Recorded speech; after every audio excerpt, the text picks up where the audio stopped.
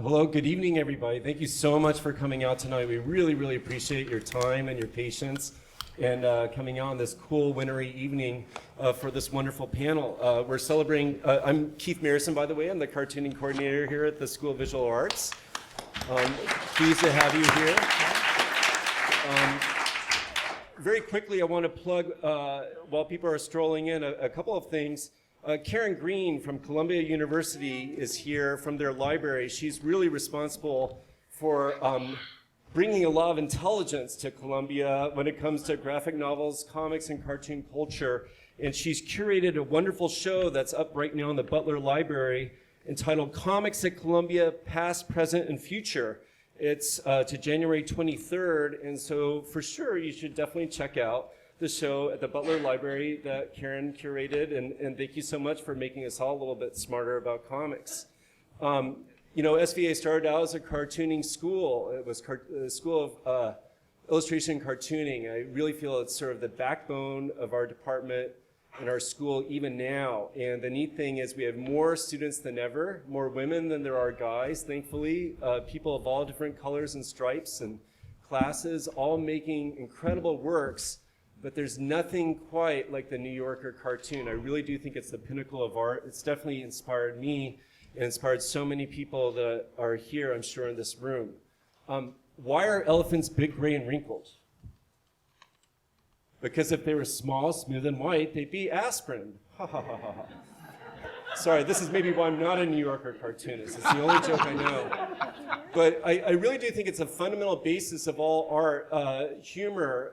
When you have two or more things put together that normally don't go together, it's kind of funny, maybe a laugh riot or not, as in case of my cartoon.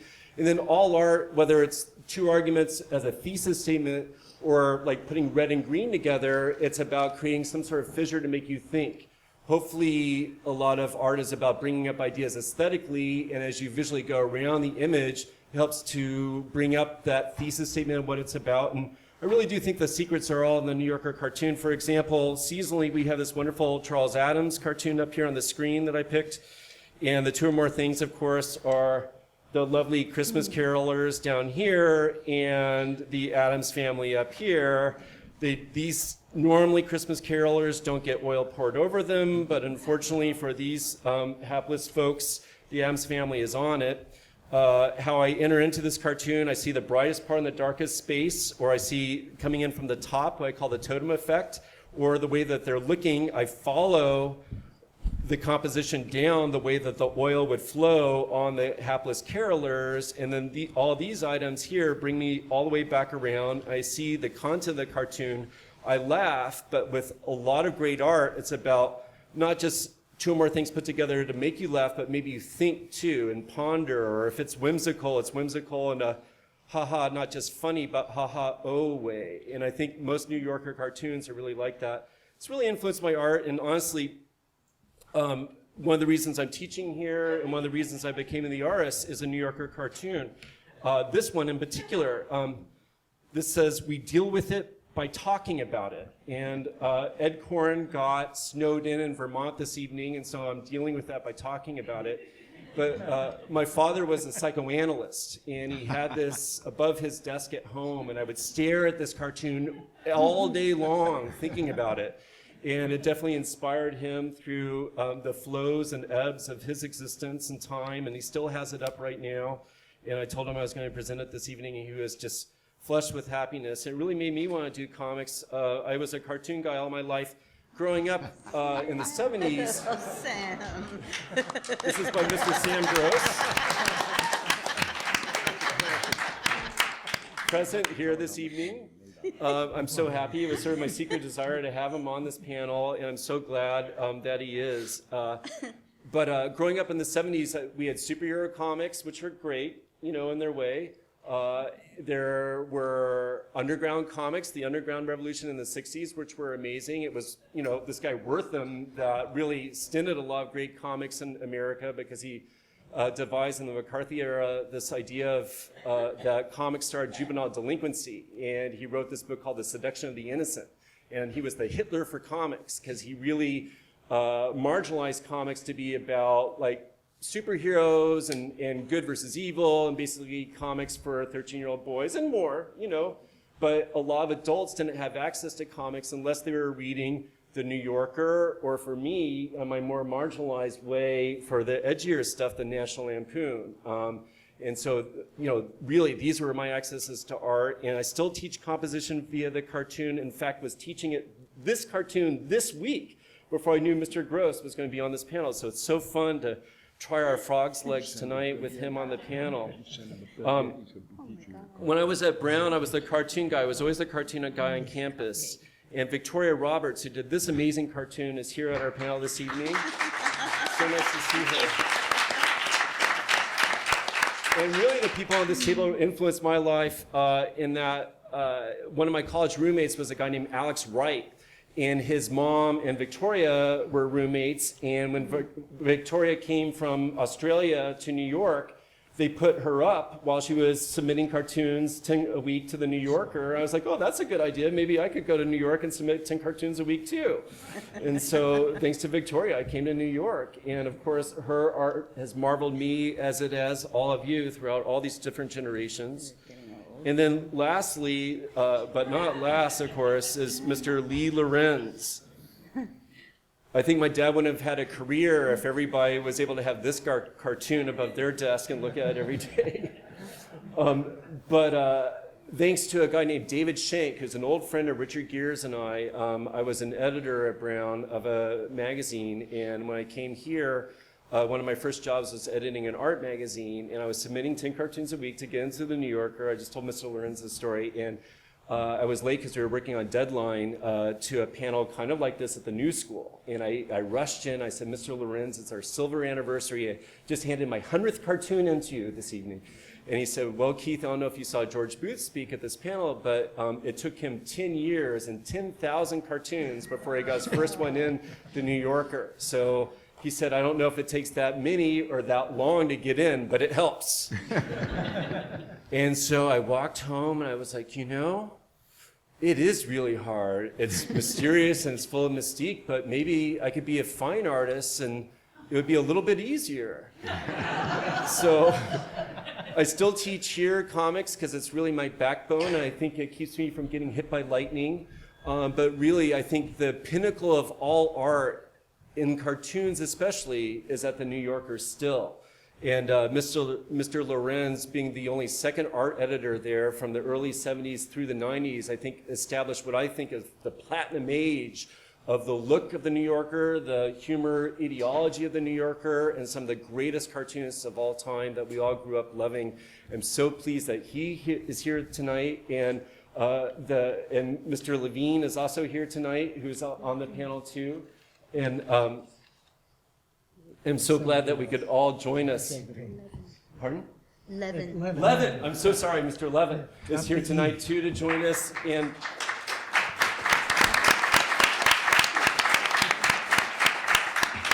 And David Schenck's old friend and my new friend, Richard Gehr, a wonderful, renowned journalist of music and culture in general, who interviewed a lot of these folks for this wonderful book that is for sale, that these guys will sign afterwards. But who got into this a little bit from my colleague here at SVA, Dan Nadell, who's a wonderful curator and critic of comics, culture, and art that's kind of like comics, who invited Richard to do these columns originally for the Comics Journal that manifested themselves and grew into this book. And so I'm pleased to have this whole gang here and you all here, and please welcome the panel for I Only Read It for the Cartoons, some of the New Yorker's most brilliant twisted artists. Thank you so much. We will have time for Q&A afterwards, and so please enjoy. And think of great questions. Wow. Thank you, Keith. Thanks so much for making this happen. I really appreciate it. We were originally announced that Edward Corrin would be part of this panel, and as Keith said, Ed Corrin is snowed in Brookfield, Vermont, with what he called the heaviest, densest snow he had ever seen in the last 30 years. So, snowed up is a good description. Snowed up, exactly. So instead of Ed, we have Sam Gross and Arnie Levin, and I couldn't be happier because they're fantastic too. Victoria Roberts. Well, Victoria was already previously scheduled, I see. as were you, Mr. Lorenz. So, so I am I just wanted to say a few words. I'll keep this really short. This week in New Yorker, there's an article by Tad Friend about how Hollywood is doing their talent hunting now on Vine, and so they're looking. Hollywood is looking for inspiration in 6-second videos. And it occurred to me that Vine now serves almost exactly the same function that the single-panel gag cartoon does, or did and does. That it gets across a really strong idea in a very short period of time. I used to consider cartoons to be like music singles. You know, they were like two minutes. They got across. They explored a universe in 2 minutes, and I think gay cartoons do the same thing. Everyone is its own little universe. But unlike Vine, which is very high tech, cartoons are warm and they're human, and people make them at home in their privacy of their studios and all alone. And you might even call them artisanal. What is more lovingly handcrafted than a cartoon? Absolutely nothing. They deliver their goods in just a few seconds and potentially deliver enough visual interest so that you can linger on them and hopefully find interesting details that you didn't see the first time, the next time you look at them. So, just as these 4 artists have been drawing the equivalent of vines for decades, they all hit their stride during the New Yorker's commercial heyday in the 60s, 70s, and 80s, when the New Yorker was just one of many outlets for gay cartooning. Today, unfortunately, the New Yorker is about the only outlet that's left. There's Playboy, but I don't know. I don't even read Playboy for the cartoons. So I'm really happy to have these 4 artists, and I think if it's okay, I'll just introduce them really quickly. To my left is Lee Lorenz, who was born in Hackensack, New Jersey in 1932. He graduated from Pratt. He sold his first gag to the New Yorker in 1956. He received a contract there in 1958. He worked as the New Yorker's art editor from 1978 to 1998, right? And he is the author of The Art of the New Yorker, 1925 to 1995. To his left is Sam Gross, who was the first artist I wanted to interview for the Comics Journal. He was born in the Bronx in 1933, studied accounting at Baruch College. He's been cartooning for the New Yorker since 1969. He's published hundreds of drawings there. He's the author of I Am Blind and My Dog is Dead. And we have Ways of Making You Laugh, 120 swastika cartoons. To his left is Arnie Levin, and I'm going to wing it about his mini bio. He was born in Florida? Forget. Huh? Yeah, you're right. Bronx. Then you moved to Florida. So these are all New Yorkers. And you moved to Florida. You were in the Marines. You were in the Marines. He was in the Marines. He returned to New York to become an artist in the 50s. He was a rent-a-beatnik for a while. And then he became a great New Yorker cartoonist and has drawn hundreds of cartoons and many, many covers for the New Yorker over the years. And last but not least is Victoria Roberts, who is, although her accent may not suggest it, was born in 1957 in Manhattan. She was raised in Mexico City and Sydney, Australia. She published 3 books in Australia before moving to New York in 1986.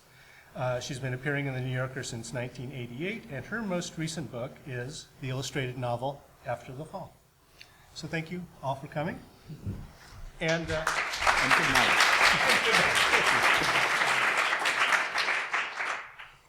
So I thought I'd start by asking you to talk about life pre-New Yorker. What was the comic scene like in New York in the 50s before you all started at the New Yorker, and Lee, before you became an editor at the New Yorker? Perhaps you would like to provide some context. Well, it was much more interesting than it is now. There are lots of magazines around, and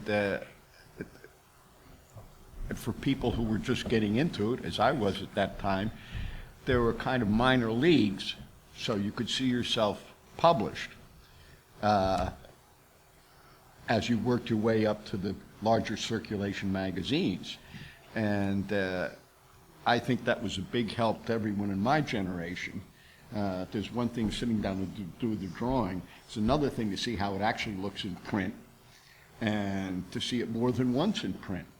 But the lack of minor leagues, I think, is very unfortunate for people who want to get into any area of publishing, of course, but particularly for cartoonists. Okay.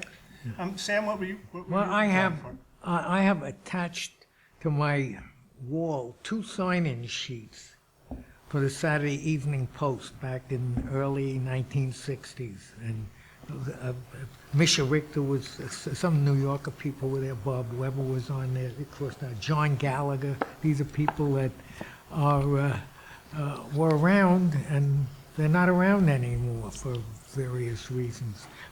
And somebody as obscure as this guy, Guy Montone. Do you remember Guy Montone? Yeah. Who was a fantastic artist, and he did some cartoons for the Saturday Evening Post. George Wolfe, Henry Boltenoff, all these people. And excuse me.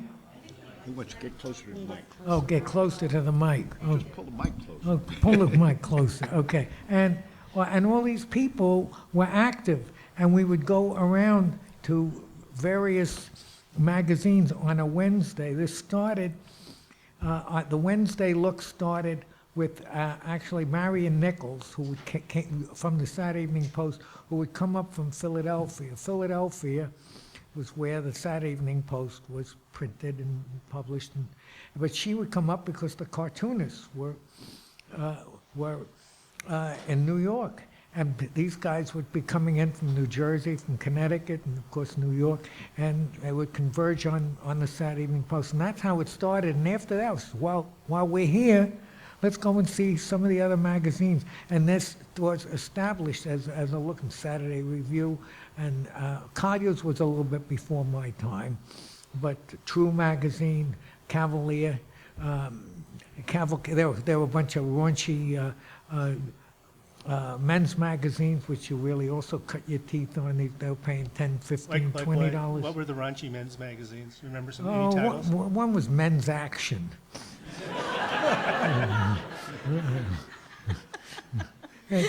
But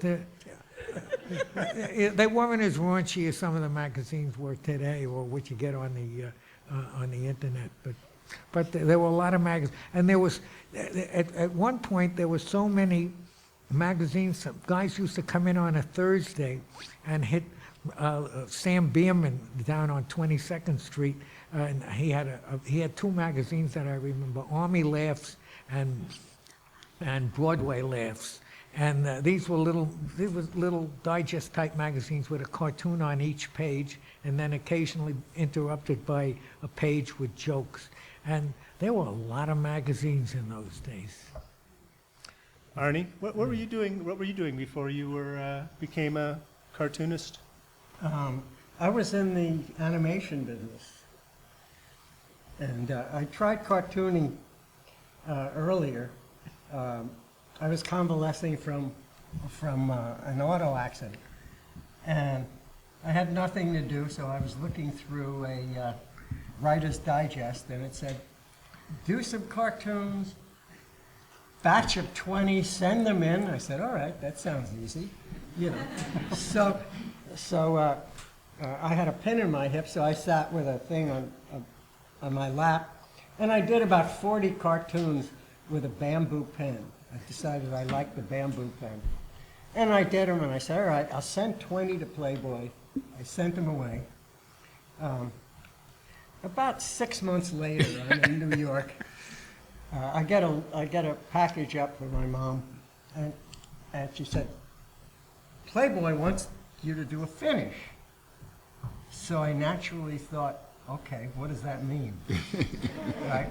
So I put in some gray and I sent it back, and in it I included 2 more drawings, and I put the rest of the batch in.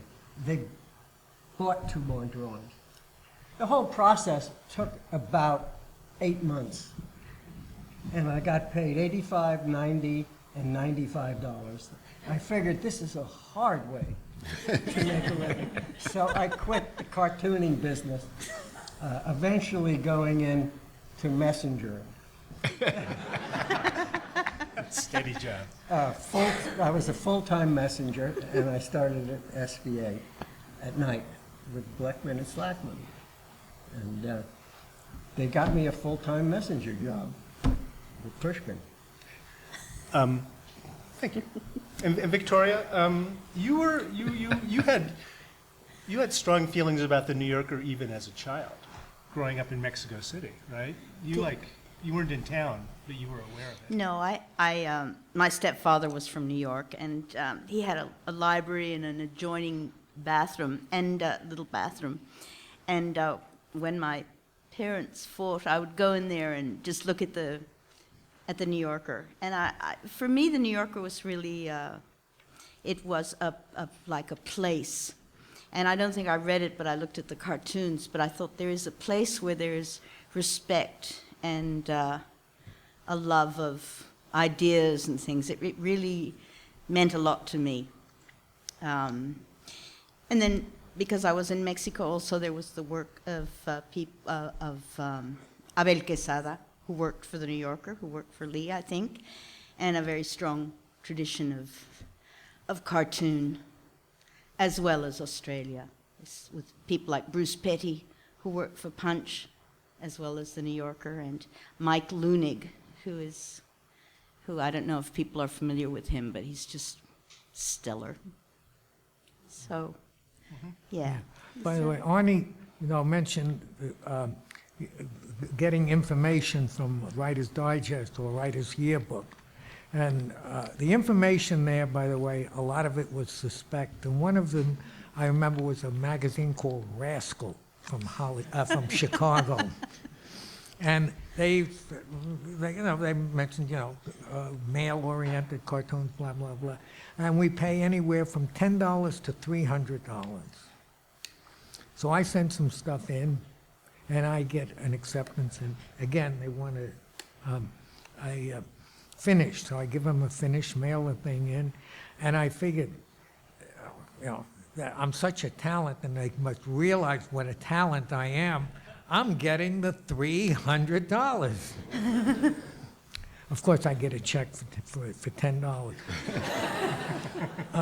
I guess about 6-7 months later, we were on an auto trip, and we were heading to Chicago in one of the places. So I called up the editor, a guy, I still remember his name, Tony Licata, and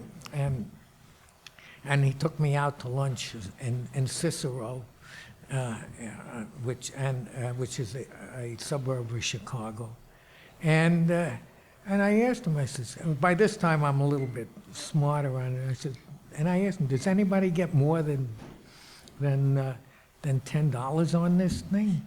And he says, yeah, we pay Bill Ward. We pay him $12.50 because he does a lot of cross hatching. So, this is the business we're in. How long did it take you to make the transition from as a cartoonist at the New Yorker to cartoon editor there, or art editor there?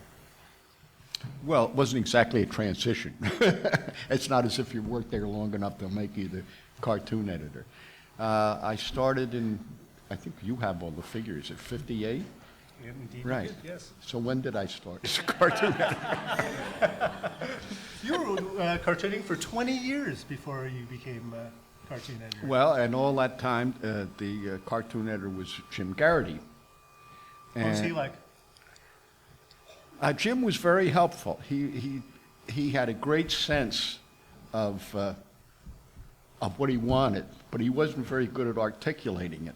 But he was fortunate, and the artists were fortunate, that Frank Modell, a very gifted cartoonist and a very articulate man, worked as his assistant.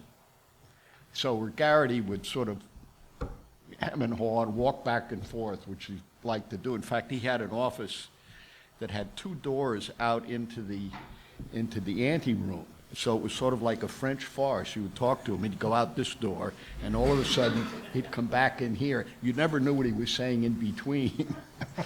But Frank was very helpful and knew exactly, when he looked at the drawing, what was wrong and how to fix it. I don't think he's gotten enough credit. I think anybody here would agree with me. He was extremely helpful to artists at the magazine. And Frank is still around. I actually had lunch with him He's what, 94? recently. Really? Yeah, that's right. 94? Yes. And still ambulatory. My experience with Jim Garrity was kind of the opposite. He was very distinct of what he wanted. When I first sold something to him, and he says, I want to finish it. And I knew his, some of his reputation of being particularly vague from Peter Porges, cartoonist, who would go bananas with trying to figure out what he wanted. And I think the first time I sold him something, he said, well, I want to finish on this. And so I just stood there, and he says, well, go. I said, no, I'm not going until you tell me exactly what you want. And he told me exactly what he wanted. And I never had any problem with him. I wish I thought of that. That's great. Arnie, do you have any thoughts on how how would you describe a New Yorker cartoon? What's your definition of a New Yorker cartoon? Putting you on the spot. Yeah. I would say intelligent. It's my definition. Intelligent, most of the time timely. Pull your microphone down. We can't hear you. Usually very good artwork, very good aesthetics, graphics, very good concepts, strong concepts. That'll teach you to show up. Yeah.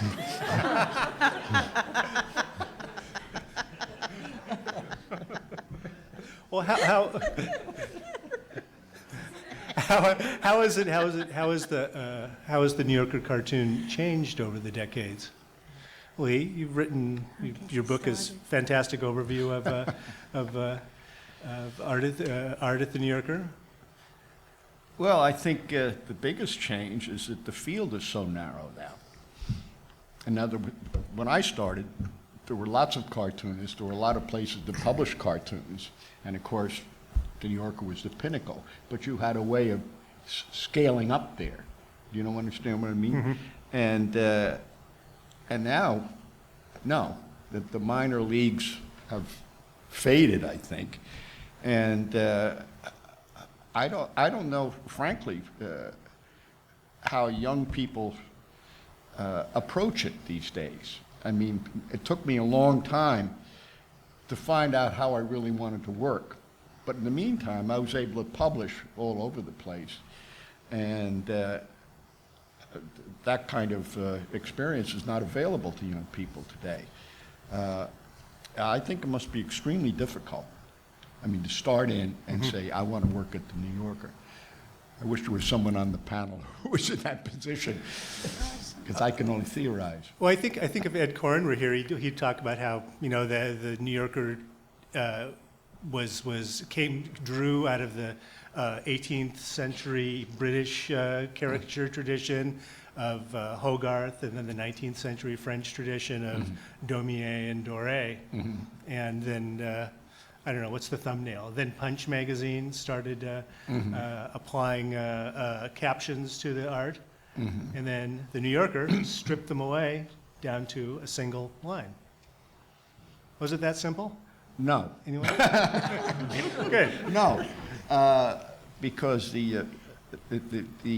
those two caption, like what they call the he-she cartoons, which would be, a condensed conversation, they persisted in the New Yorker for some time after the New Yorker began to publish. The Whoop Sisters. The Whoop And the New Yorker is Sisters. credited with sort of inventing the single caption cartoon. I don't think that's quite true. I think people got fed up with the he-she kind of cartoon, and it was so clear to the artists how superior it was, and from their point of view, to be able to do that kind of work instead of taking a situation and kind of staging it with, with two people or three people talking. Yes. Victoria, do you have any thoughts on this?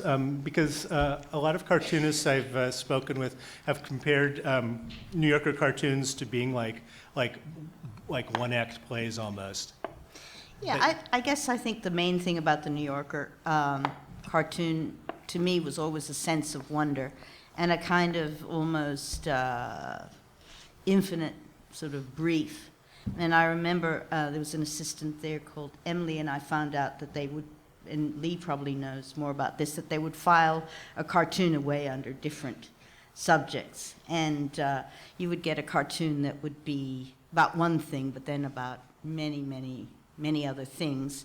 And to me, that was what made them a New Yorker cartoon rather than a cartoon anywhere else. And that's what I always loved about them. And it could be in the hands of very, very different artists, but sort of transcend that into a richness that makes it sort of, I don't want to say art because that's not quite right, but just the sort of sizzle, be alive, and where there's air as well, because you could bring a lot to it. Mm-hmm. So. In your work, do you also have done a lot of theater in your career? Do you see a continuum between your work in theater and your work as a cartoonist? I love dialogue, but my work in theater really has to do with how well I know a character. And I have the couple, and I can do one-liners for them, but I have another character that I also draw and perform as, and I seem to have a lot more dialogue for her. It's actually quite different, but where the cartooning is so satisfying and complete, it's because you control the sort of set, the look of it, the line of dialogue. I mean, it's a very very efficient medium, I think. But yeah, I'm showing some there of you your go. cartoons. Hope it's not too distracting to be flipping around among them. Yeah. I mean, with those people, you know that you know how long they've been married for, a long time, and so you know a whole lot about them from that, I think, and I guess that was, I love people, so for me the most important thing is always whatever, these tiny things about people that, if they're true, usually kind of resonate. We hope. But I must say that whenever I work, I really don't know what I'm doing, and the characters really do the work. So I feel very fortunate in that sense, and I guess theater is similar because you've got the page and you've got the scene and things happening in it. I don't know. It's hard to describe, but that one the 70s, the new 50, I actually did. Oddly enough, I sold it on Stephen Sondheim's 70th birthday, and I'm a big Sondheim fan, and it was. So, Could you talk about where these characters came from, perhaps? I really don't know. I've been drawing them for a long time, but my nephew in San Francisco said to my brother, "So what's happening to Grandpa Bob in the magazine this week?" And it's the first time that I realized that the character is Bob Benjamin, my stepfather, who's from Long Island, and who was, I would say, culturally Jewish. He was not religious at all, but he really came from all of that Ashkenazi sort of language and humor. And I probably got most of my humor, I think, from Bob, who's not wearing his glasses there and looks it's different. That's my mother and Bob on on their honeymoon, and I think they went to Japan, and he said, "Oh, how are we gonna know, where to get off the train, or I don't know where they're going to Kyoto or something?" And my mother said, "Well, they're very punctual, so we're supposed to arrive at such and such a time. We'll just get off the train at that time." So, but my mother was Argentine, and she had. She was very, very funny and quite a strong character, and most of the lines of dialogue are hers, to Bob's sort of dry sort of thing. But I think that's where I got a love for New York and for that kind of humor, but I didn't realize, I just started drawing. I mean, half the time, I really just don't know what I'm doing. It's very much a gift from above, and a gift to be able to do any of this work, as far as I'm concerned. I don't know if you guys feel that way, but you probably work harder at it. I'm just like a vessel. Jump in. I'd like to ask Victoria a question, because she's also very successful as a performer and a playwright, I would say. And the connection between the two, could you talk a little about that? Yeah, I think it's just the love of timing and the love of dialogue in the air kind of thing. And in cartoons, it's sort of the peak, the top of the iceberg. So you have that. You've got to have the right, the line of dialogue really has to have the right weight, so that it flies. And I mean, I guess it's the same in theater, in a way. But again, it's about how well you know your characters, so how well you can speak through them, so that it's genuine. No, go ahead, Lee. I was just going to say, you have a character that Yes, I you do. perform as, right? And how does that character relate to your cartooning?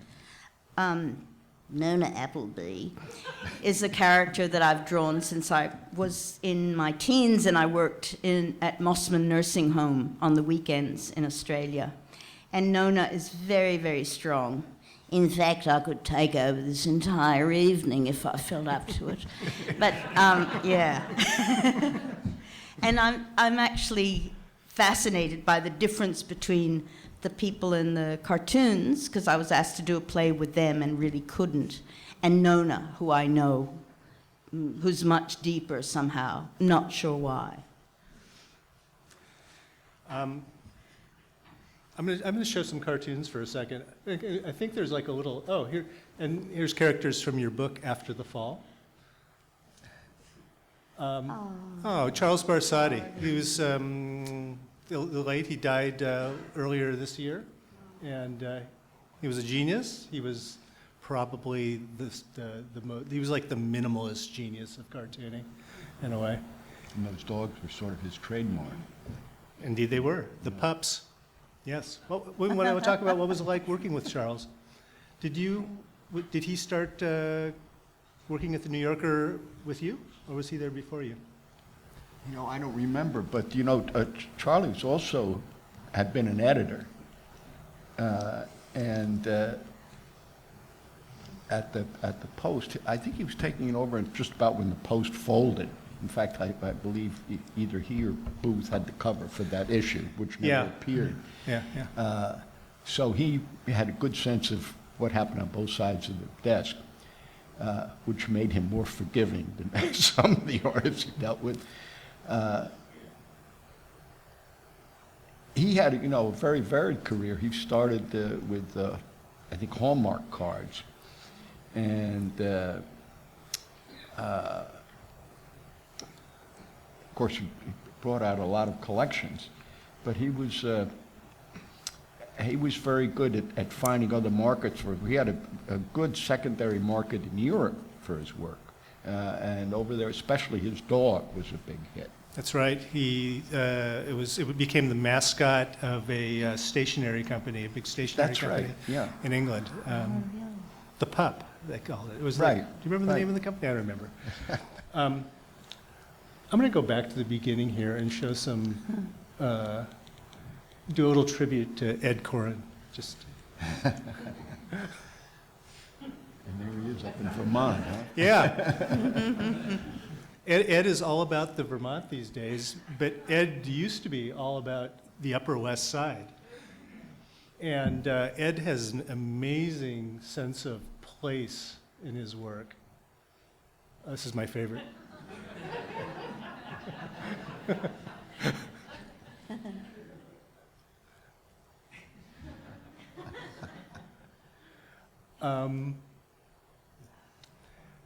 This is probably like the most famous Peter Arno cartoon.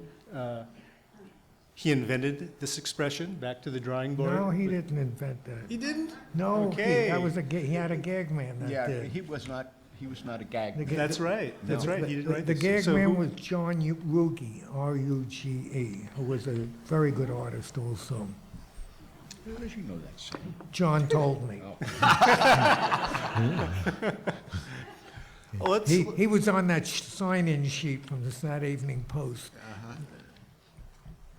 well, let's talk about gag men for a second. Hey, Arnie, were you a gag man before you were a cartoonist for the New Yorker? Was that? Gag man? Were you a gag? Did you write gags No. before you were? No, the first time I did the cartoons was that time when I was convalescing. That was the first cartoons, and then after that I stopped. After those 2 batches. So you never did gags regularly. Sam, you did though. You wrote gags for many. I wrote gags for Leadwater, some for Charles Adams. So, and I would basically, and also for Otto Saglo. I did some gags, but Jim Garrity, and I said to Mr. Garrity, I said I don't want to do work for Otto Saglo because it's not my type. He's not my type of artist. For the gags the gags that were going for Charles Adams were weird and macabre, which is what I still do.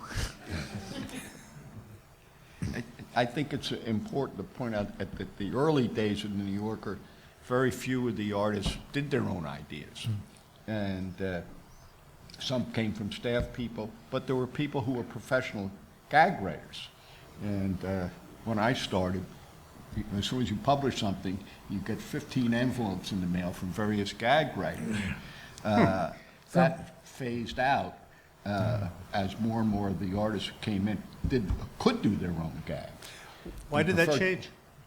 Well, first of all, the bookkeeping is a pain in the neck, but you had a generation coming in who could do their own ideas. But the tradition, earlier tradition was that the artists were essentially illustrators of other people's ideas, and some of which came from inside the magazine, and there were people who made their profession dreaming up ideas. And I used to get envelopes in the mail all the time, and sometimes you'd sell them directly to the magazine. Who are the most prolific gag writers? Richard McAllister. Yeah, McAllister. And John Cochran. Richard McAllister was in Connecticut somewhere, and John Cochran was in Laguna Beach.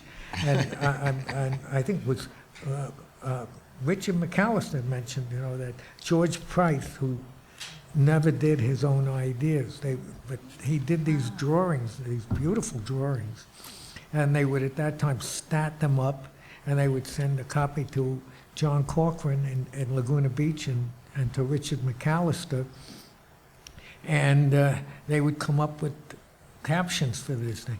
I still remember at one point I was sitting on the green couch in the famous green couch outside of Mr. Garrity's office, and Richard McAllister came in, and he's sort of very glowingly says, "I just sold my 4,000th idea to the New Yorker." Wow. Was there a circuit that you would go, because the New Yorker was, you said, Wednesdays, Tuesday, what was that like in the old days? Because now you just have the New Yorker, but what was the kind of roundabout? Well, it was one day was for the established artist, and then there was another time for people who perhaps had sold one or two, but wanted to be encouraged, or the Yeah. magazine wanted to encourage them. Everybody wanted to be encouraged, of course. So that was the breakdown at that point. Yeah.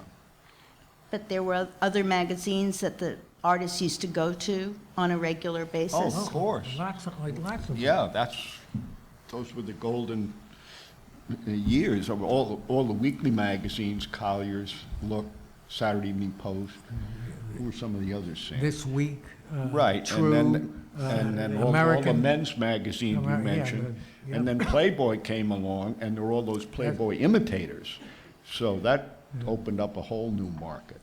Yeah, when I mentioned that Esquire at one point was a major cartoon market, people know Esquire from now, and that this was, I guess Esquire just dropped cartoons about 40, 50 years ago. Right. But they had a lot of the cartoonists that went over to Playboy. Dedini was one, E. Sims Campbell was another. These were the Playboy, these were the color artists. And John Dempsey was a regular at Collier's, and he went over to Playboy also.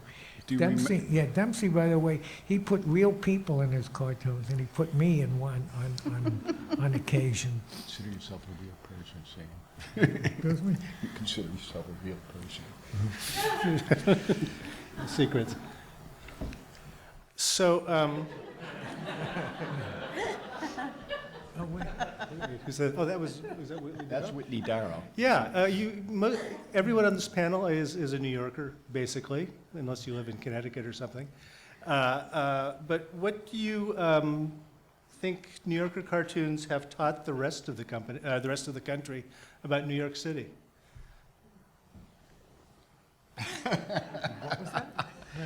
It's Whatever it is, it's a very distorted view of New York City. how so? Well, I think, first of all, people think you have to be in New York to sell a cartoon to the New Yorker. And when I was working as editor there, I was so happy to have Danny Shanahan, who lived in Albuquerque, sell drawings to us, because I could always say, well, you know, Danny lives in Albuquerque, and he can sell us drawings. Tokenism. Yeah. And then he moved to Connecticut. Yes. He did. No, it's not Connecticut. He lives in Rhinebeck. He lives in Rhinebeck, New York. Rhinebeck. Danny Shanahan. Now he does, yes. Classic Charles Adams cartoon. Carolina?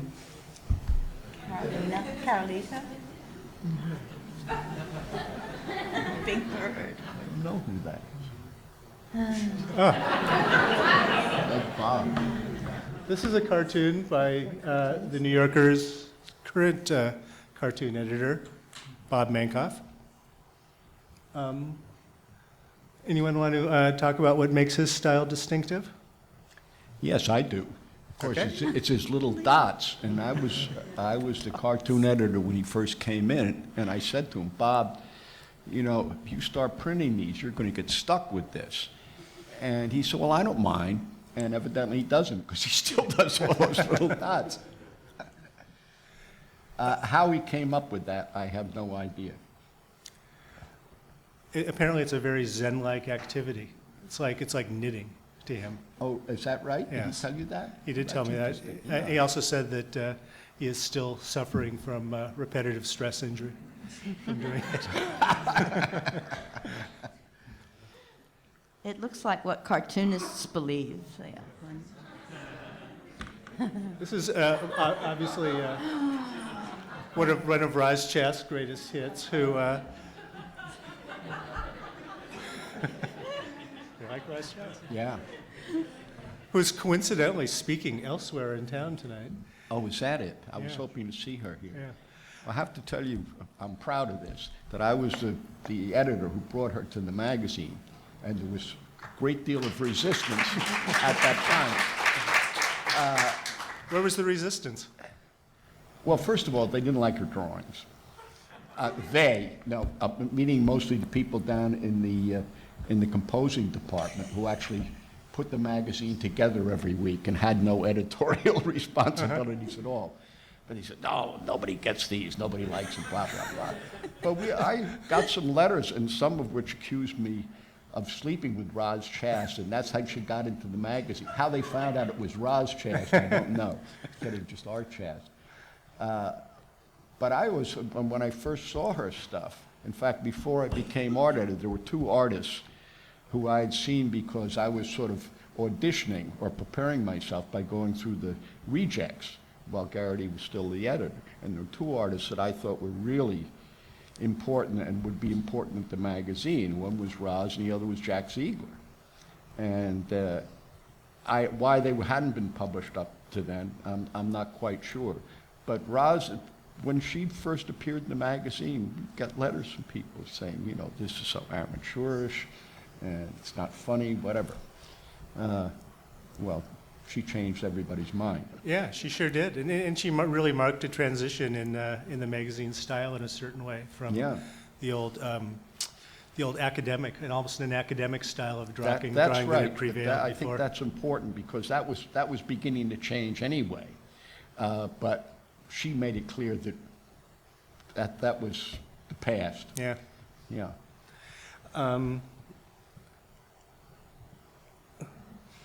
Here's some cartoons by you, Lee. So it is. You have a lot of, you parodied modern art a lot in your cartoons. And yet you yourself are a modern artist.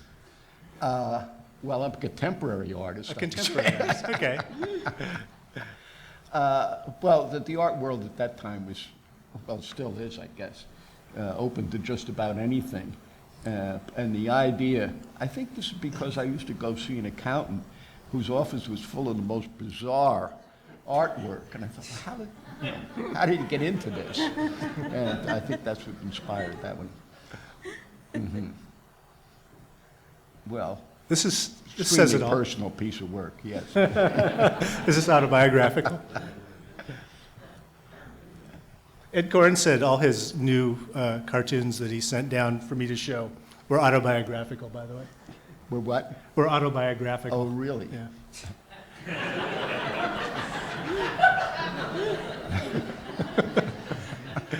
I forgot that one. Any thoughts?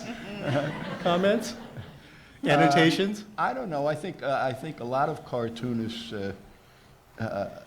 when all else fails, they think of a cliche like that, and twist it around and see what you can do with it. Oh, we have a bunch of Sam Gross art now. So this is a photo of Sam's studio. I hope you don't mind me showing it, Sam. Sam has every cartoon he has ever drawn in his career, all bound and enumerated. How many do you have at this point? Oh, probably over 30,000. I have recorded 28,800 and something or other, but then way up in the closet, I have 2 books of old Army cartoons that when I was in the Army, I came out with a book, and then I was also in a newspaper put out by the Army called the Hack Area Post. So I believe in there, I'm sure I have, since there are 2 fat loose leaf books, I have over 30,000 cartoons. And none of these the cartoons themselves, by the way, never leave the studio. There are 200 to each book. This is a very Charles Adamish cartoon. By the way, I also was doing cartoons for National Lampoon for 23 years, and obviously that's not a New Yorker cartoon. So the cartoonist and cartoon scholar Ivan Brunetti says that the mark of a truly transgressive cartoon is that you should be ashamed of yourself for laughing. Have you ever been ashamed of anything you've drawn? Not that's been published. Sometimes, sometimes I will look at something, and I will in my files, and I'll get rid of it. I can't say I was ashamed of it, but and on occasion, it's my idea, my gig. I will look at this thing, and I don't get it.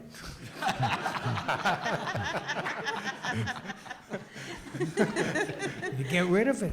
Yeah.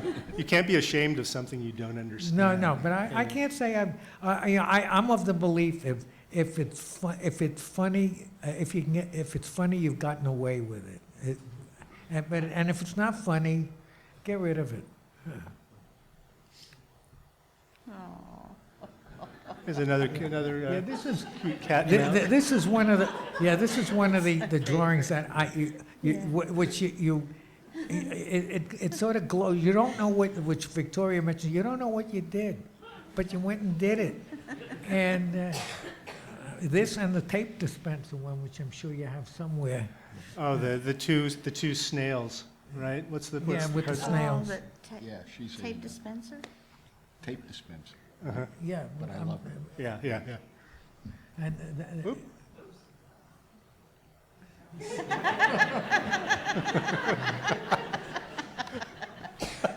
There's a lot of despair in your work. but when I do a drawing, by the way, I believe that something very visual should be happening. I very rarely do a he-she gag with two people, standing and talking to each other.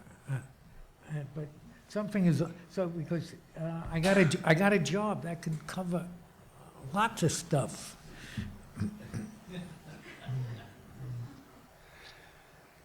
Did you set out to be a transgressive cartoonist? Excuse me? Did you set out to be a transgressive cartoonist to go over the line? Is that? I was doing some stuff in Europe. I went over there with my wife, and we were. First of all, I wanted to find out if I could be a cartoonist. And we went over to Europe. We saved up to live over for a year. We were living in Darmstadt, in Germany, where my publisher was from when I was in the Army, and I had come out with this little cartoon book, Army cartoons, and I would get up in the morning, and we were a 7-hour drive to Paris, but I really wanted to work with this. It was an American publishing company, but located in this little town outside of Frankfurt. But I would get up in the morning and I would do gags, and I would put them in the mail, and every so often we would get in the car and drive 7 hours to Paris and sell to some of the French magazines. And my wife spoke a passable French. And I was able to handle rejects, handle sales, handle the ability to make finishes and deliver them, and handle everything in order. And I would get up in the morning to do this thing. And I realized I can do it. I can survive doing this thing. And I sold to a lot of French magazines there, including the equivalent of Broadway Laughs and Army Laughs, which they had a magazine called Rire, which is laughter, and Fou Rire, with foolish laughter. And it was also a cartoon on each page, a digest type of magazine. And I would sell also, I sold a lot to a magazine called Periscope. And Periscope was like their TV guide. And TV Guide here was buying cartoons at that time also. The reason they were buying them, and it's the same reason they were buying them in France, was as fillers, because in each city, the format would be changing. Certain cities would have 6 television stations, a small city might have 3, etc. And so they had holes in this thing, and the easiest thing is to put in a cartoon. And I learned from being in Europe for that particular year to function. But while I was doing this, they had some strange magazines there. And one of them was Bizarre. Roland Topor, who was a strange French cartoonist, had stuff in there. The French cartoonists were the ones that sort of went over the line, a lot of them, and I went along with them. I think 3 of you, I don't know if you've ever done a cover. Have you done covers, Sam? I did a cover for National Lampoon, and actually I did a cover that Charles Adams did. for the New Yorker. But, You created the concept? yeah, I created the concept. At that time, it was the New York State Lottery, and so and they had this distinctive logo, this blue and yellow logo, and I did a gingerbread house with, in the back, away in the distance is Hansel and Gretel coming in, and because they had this logo and various places that were selling the lottery tickets, and so I went on the gingerbread house, and it was a natural for Charles Adams. So of course they picked it up for Charlie Adams. Arnie, you've done a lot of covers, right? You've done a lot of covers for the New Yorker. Is there what's the difference in the process between creating covers and creating cartoons for the magazine? Well, I always try to go for a graphic first, and then I work from there. And I don't try to do the gag, and I don't push it. But whenever I see graphics, coming home in the car, I think I came up, going to a cartoon lunch, I saw these little yellow cones on the way, and I said, oh, something's got to happen with those in there, and I did a cover with that. Or with flags, not distress flags, but the flags for the ships on that. And I just saw the graphics, and I worked on it, and didn't know what I was going to do with it, but I had just done a bunch of lines, and I just sort of fumbled away through it, and it popped out, and most of them, were from either things I'd seen that sort of just struck me very graphically on it, and I would go for that. Otherwise, actually, the first drawings that I submitted were cover ideas to Lee, and he said, do a finish. And consequently, I came in every week. I had no idea what a finish for that. Talk about intimidation. And I'd come in with big drawings, little drawings, and his eyes would glaze over like this, and it'd put him down. Consequently, I never sold those. I never sold those drawings, and I did sell a black and white. Yeah. I have a funny story that reminds me of, we're talking about finishes with Lee also, and we were waiting, this was in the old office, and you were ahead of me, and Lee saw you, and you came out, and I'm starting to go in, and you turn around and you go, oh, by the way, I forgot, I got this gig, and this guy was doing this and that, and you're describing this particular cartoon. And Lee said, no. So I go and I sit down and I said, I didn't realize that you don't have to draw it. All you have to do is come in and tell it.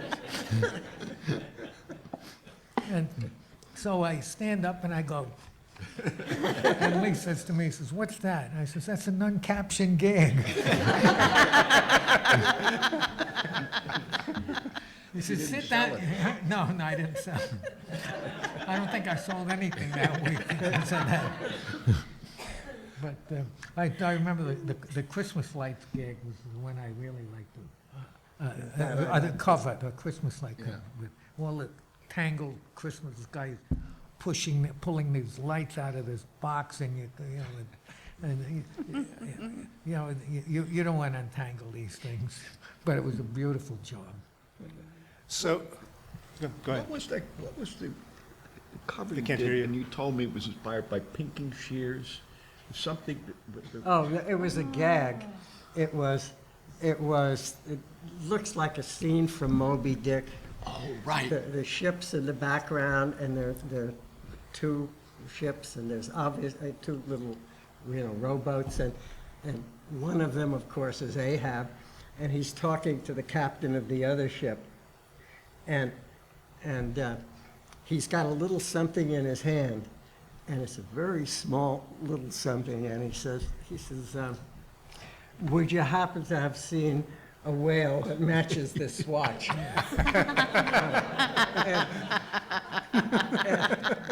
But it's the jump from And picking it jumped- shears to it- that it that had impressed me. jumped up. I was looking at some samples of I picked up in the street, which I do a lot. I picked up a book of textiles that had been thrown out, and there was something about the textiles that fascinated me, and the little things. Yeah, at the little The little serrated things, edge. yeah. And I just said, this is funny. I got to do something with it, and I pushed it to that, and that came off. That's great. I was going to ask the most embarrassing question, or the most difficult question, which is, how has payment for New Yorker cartoons changed over the years? It's gotten a lot better. How much better? Well, it's been a while since I've sold anything. Well, it changed also because I don't know. Did they have? You got a contract. I think they had. But when I started, I don't think they had contracts, or maybe you had to work for a while before you got them. And the contracts were very complicated because the magazine paid or valued the cartoon on the number of square inches it took up within the magazine. So it had to be sized for the magazine before they could even consider what they're going to pay you for it. And then they had, if you had a contract, they had these elaborate adjustments every 2 months or something. I mean, it was unbelievably complicated. Was that to keep the artists mystified as to how much each artist was making? No, I think this was the way the magazine had worked from the beginning. And I think they paid by the printed word. So when they got to the cartoons, they said, "Well, what's the equivalent?" And then we paid by the space. Yeah. So people would come in like these great big drawings You when would they add, found out. you would add trees to the side. It's a little big. Well, they make it stopped doing small. that eventually. Yeah. I'm going to throw it open to questions from the audience at this point. If Yes, I'm willing to play Donahue too. And hey, take the mic. Hi, I just have a question. Is this on? Yeah. You know, the most iconic, I guess, cover that I can think of for the New Yorker is that one that shows the rest of the world from the viewpoint of Steinberg. New Yorker. I just wonder how that came about. Well, you didn't give ideas to Saul Steinberg. that was, he submitted that as an idea, yeah, and wonderful. But it caused him a lot of trouble because, as you know, there were so many imitations of it, and he was understandably angry about that. But then he got angry at the magazine because we couldn't sue people to prevent them from doing it, which of course you couldn't. So that became quite a sore point. Wonderful cover. Yeah, the lawyer at that time was Joe Cooper, and Joe, if you remember, and Joe mentioned to me once that cover took years off his life. Sam, could you tell a story about submitting that Humpty Dumpty Wall Street sign cartoon over and over again until they finally bought it? Wait, Humpty Dumpty? Yeah, Humpty Dumpty sitting on a Wall Street sign. Oh, and no, that, I think you kept resubmitting that. no, I had an easy time with that. Where'd you get that idea? I think it was in an interview. I think it was an interview. Huh? I thought you had resubmitted it. You said you. did you? No, request- no, that wasn't, that was the snowman in the car. Which I kept submitting it to him. And I submitted that at good, more than once. More than once, Lee looked at something and said, "You've submitted this to me." I said, "Yes, and are you going to see it again? Because I think very highly of it." and there are times you. Usually it's about 6 or 8 months, so you realize what you've done. Either you've done something god-awful or you've done something really magnificent. And and you act accordingly after that. But it wasn't the Humpty Dumpty one. The Humpty Dumpty one, I think, went pretty easy. That I think was Jim Garrity also. I'm not sure. Generally, does the gag come first or the drawing come first when you're thinking up a cartoon? Everybody asks that question. Sometimes it's one thing, sometimes it's another thing. It's nothing is hard fast, and it's something you don't question. It comes. Is that true for all of you? No, I think everybody works differently. Henry Martin published a lot of work in the New Yorker. Told me that he would put a 8.5 by 11 sheet of paper on his drawing board, and he'd look at it till he had an idea, and then he'd put it down, and he'd take another sheet of paper. I don't know anybody else that worked that way. Mm-hmm. I would always sit down. I have a day when I do ideas, and I consider sort of a mulch pile, and some were well formed, and some were just a germ of an idea. And then the next day I would go through those and decide which ones I could develop and which ones were worth developing. How about you two? Process? This is the process question. Yeah. I really only think about dialogue, and my cartoons, in fact, don't have much visual variety like Sam's do, because it's always the couple. And but I really have a blank page, and then I just start working, start thinking, and because you would submit once a week about 10 to 20 ideas. Sometimes there'll be something that doesn't quite work, but 3 months down the line, it'll sort of be working. And I would go in to see Lee and be very embarrassed because I felt that my work was really sometimes embarrassingly under par. And I remember Lee saying, "Don't edit what you bring in, the batch," as they call it. And that was very, very freeing and a great gift, because then I was able to just work and keep it fairly open, so that even when things don't work, they might work, down the line. But yeah, I'm just really thinking about dialogue. I think, yeah.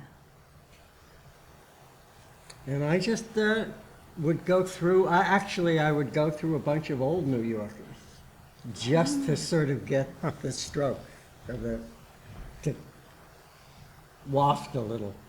And then I would just get a stack of newspapers, magazines, and just like that until, And then, of course, while you're just walking around, you had to have a notebook, and you would see something, you had to get it down on it. And that was it. And just hope it would jump out. And they usually jumped out after a while. Right. Well, at one point I remembered working a lot from what was in the news. And I remember going in, and Don Riley, my good friend, was a wonderful cartoonist, and we would sort of check each other's stuff to see who grabbed the latest stuff from the New York Times. Because at that point, the New Yorker did run a lot of stuff that was very related to what was in the news. The person that I thought was always on the mark with it was Jim Stevenson. And I always felt if I got a topical cartoon in before Jim Stevenson, I had accomplished something. Yeah. So, Well, Jim was a remarkable talent because he was also excellent writer, and not only did cartoons, did covers for the magazine. I think he could have done just about anything for the magazine. He also wrote pieces sometimes for Talking to Town. I don't know how his poetry was, but other than that, I think he could have turned out the whole thing. yeah. Next question. Are you guys the ones that choose the judge the caption contests in the back of the magazine? And if so, why don't you ever choose my caption? If so, well. What was the question? I didn't quite get that. Why don't you choose her caption? Well, yeah, I was wondering if you guys were the ones that choose or No, judge the caption no, contest. I'm at the not. end. I have nothing to do with that. And I have Sam to has say, I something think to it's a say about terrible that. Oh, idea. yeah. Sam, go with Sam, Sam. Wow. No. Dissension. With the caption contest, first of all, you will never see me in it. Never. Why do you refuse to Because it is participate? demeaning. I had Absolutely. a writer, a female writer. I won't mention her name. She specializes in medical stuff. I met her at a party, and she says, "Oh, the caption contest. My husband and I, we just love it. We just love." And here I have a writer. I said, "Look," I says, and I explained my feelings, and I said, "Look, suppose you do a piece for New York Magazine, and they call you in and go, hey, we love the thing. We really, really love it. But we're going to cut off the last 2 sentences. And we're going to run a contest and for people to finish up your article. How would you like that?" He says, "I would not like that at all." I says, "Well, then figure what we are doing there with this. It is demeaning. It really. I have sat and I have put in a caption on my drawing and don't like it, and I put it. And finally, with White Off, I've got this thing, where I have to use tape sometimes to do this thing. Now I feel. I will do the caption contest. Let us say a dentist in Toledo, Ohio, wins, and he gets this. I think that the prize is this signed lithograph or signed print. So he gets the signed print. Now I feel that I have the right to go to Toledo, to his office, and fill a tooth.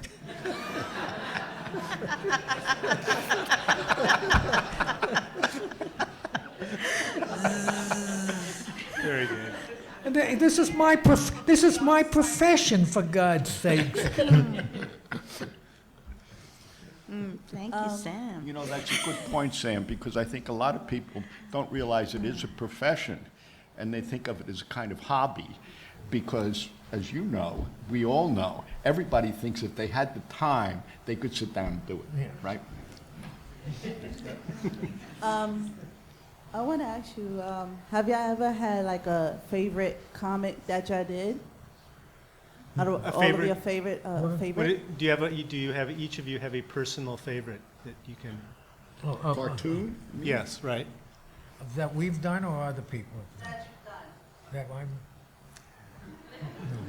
I think some of them. I think I've shown in my book. I asked each of these artists to choose what they felt was their most representative cartoon, and some of them have been projected tonight. And you can take a peek in the book and see. Or even better. Well, in response to your question, what I chose was what I thought was significant to me in my life. Not the funniest thing by any means, Good. but something that meant something to me at the time, and I was a better person afterwards. I guess this is mainly for the editor, but I was just wondering what you thought about R. Crumb's response to his cover being rejected of the same-sex marriage. I didn't. R. Crumb had a cover rejected about same-sex marriage. Do any of you know about this? Very I think this controversial. was- In Somebody said a it panel was. in Chicago is very controversial, and Yeah. he took Francois Mouly to task about it, and she didn't have an answer. This is quite recently. Yeah, Pharaoh. This is that's a newer administration.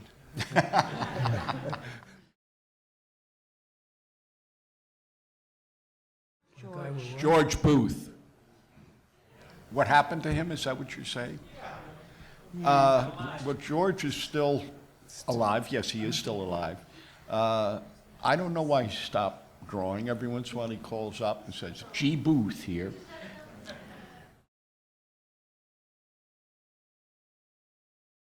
He's still drawing, they Yeah, just it don't was, but it run was them. an old. It was a cover from that had been submitted a few years ago, and George he's hanging in there. Still I working. won't go any further than that.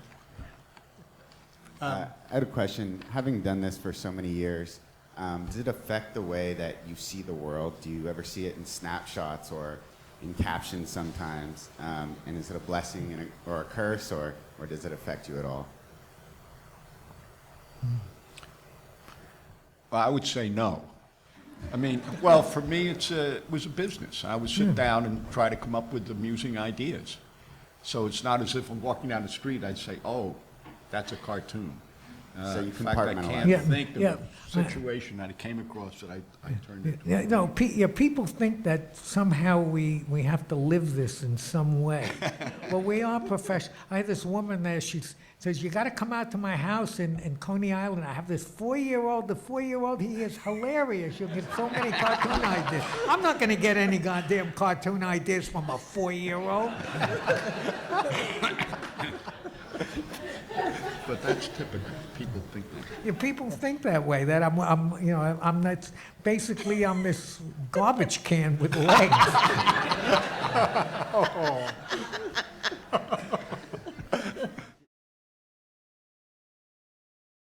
Well, the New Yorker does copyright the reproduction rights. I mean, they have. No, not anymore. They've changed that. They've changed that. All right, you're up on this. Yeah. No, basically, what the New Yorker does is they have a right.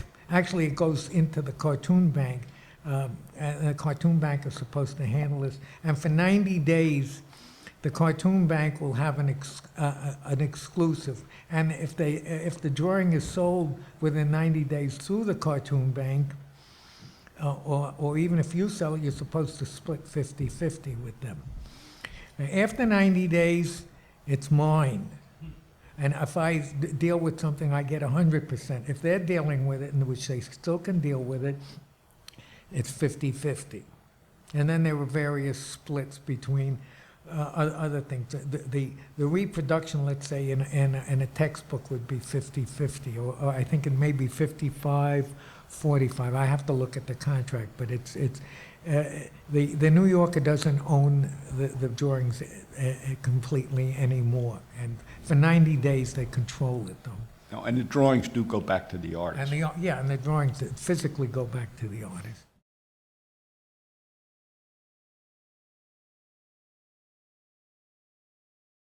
I can say that I spent a lot of time down with my grandparents in Woodbridge, New Jersey, and there was a little sun porch there, and it was lined with old New Yorkers. And this was when I was 7 or 8, and I started looking at it. Of course, it was very puzzling to me what these drawings were. But I remember a few artists, Peter Arno, of course, made a big impression on me. And the impression, Whitney Darrow, another one, but it had more to do with the drawings than the ideas, which I didn't really understand at that time. But yeah, in that sense, it had a big influence on me. I can say, when I was younger, I guess about 10 or so, my mom used to work in Rockefeller Center. And when she had to work on Saturdays, I got put in a little room, corner room up in Rockefeller Center with a yellow pad thing. And I would sit and draw and just wait, And then my reward for that was we would go on to 42nd Street, which is, there used to be a bookstore, the 19-cent bookstore. And then my reward was $1 worth of New Yorker magazines. I have no idea why. I can't remember. I know I love the covers, but I can't remember, so it must have had a sticking effect somewhere. Do we have more questions? When you evaluate a cartoon as to whether it should be in the magazine, what criteria would you use? What do you look for? You say this one is good, this one is good, it do more work, it'll fit in, and these are no good. How do you arrive at that? Well, of course, I don't have anything to do with that selection process now, but I was much more interested in finding an artist than in buying just a cartoon. So what I looked for was a personal point of view and a distinctive style. And they don't come along that often. And I was lucky there were people at that time just coming into the field who had both those qualities. And I think it'd be harder to do it now. I mean, just because the field is so much narrower. I think we have time for one more question. Any takers? Way in the back here. No? Okay. Okay. Oh, here we go. Okay, go ahead.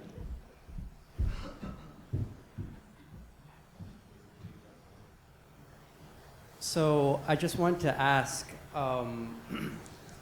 is cartoon making almost a compulsion for you, or do you feel like there's ever going to be a day where you're like, all right, that's it, I made my last cartoon?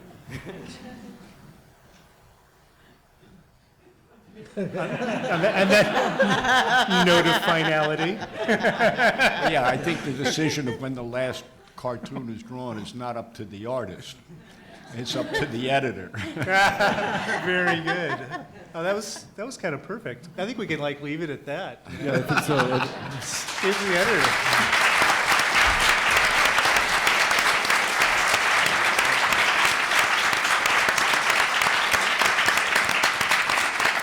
I have to say we're truly honored to have you as our guests, really having the masters of the cartooning universe at our table is really a deep thrill and honor for us here, and I hope it's inspirational for everyone.